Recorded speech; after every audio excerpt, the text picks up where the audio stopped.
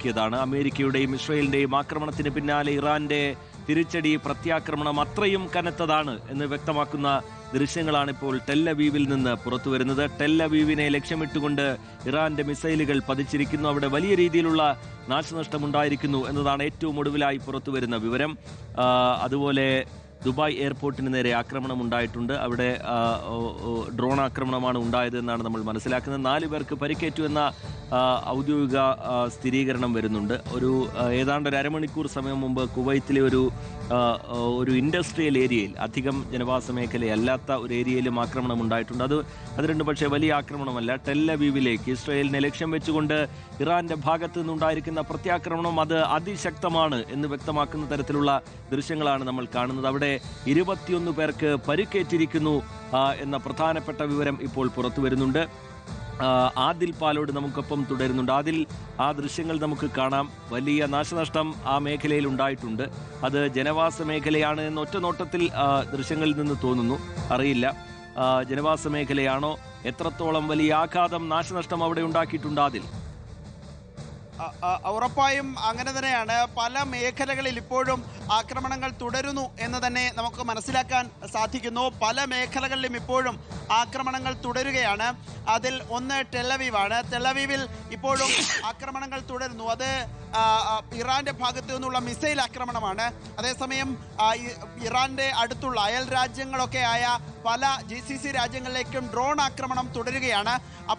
എപ്പോഴും ഏറ്റവും പ്രധാനമായി ഈ വിഷയവുമായി ബന്ധപ്പെട്ട് ഉയർന്ന ചോദ്യം ഖമേനെയി ജീവനോടെ ഉണ്ടോ ഇല്ലയോ എന്നതാണ്. അതിനിതുവരെ ഒരു ഉത്തരം ലഭിച്ചിട്ടില്ല എന്നതാണ് ഏറ്റവും ആശങ്കയായി ലോകത്തിന് മുന്നിലുള്ളത്.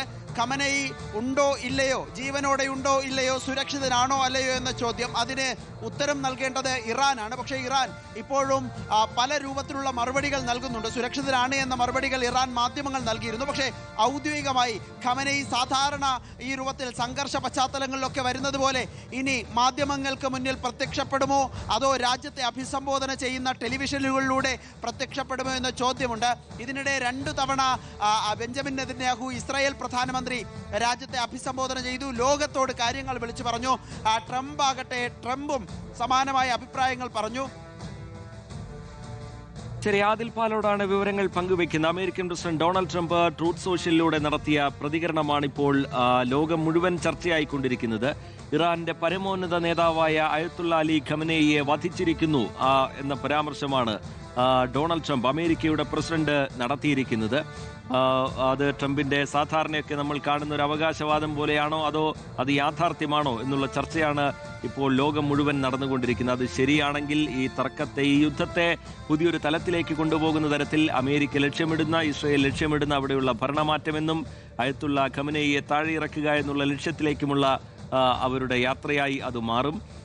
എന്തായാലും ഇറാൻ അത് സംബന്ധിച്ചൊരു പ്രതികരണം നടത്തിയിട്ടില്ല. ഏറ്റവും ഒടുവിലായി പുറത്തു വന്ന ഇറാൻ വിദേശകാര്യമന്ത്രിയുടെ പ്രതികരണത്തിലും ഖമനേയി സുരക്ഷിതനാണ് എന്ന മറുപടിയാണ് ഇറാന്റെ ഭാഗത്ത് നിന്ന് ഉണ്ടായത്. നമുക്കറിയാം, എല്ലാ കാലത്തും അമേരിക്കയുടെ കടുത്ത വിമർശകനായിരുന്നു. അമേരിക്കയുടെ സമ്മർദ്ദങ്ങൾക്ക് വഴങ്ങാതെ നിലയുറപ്പിച്ച നേതാവായിരുന്നു അയത്തുള്ള അലി ഖമനേയി. അതുകൊണ്ട് തന്നെ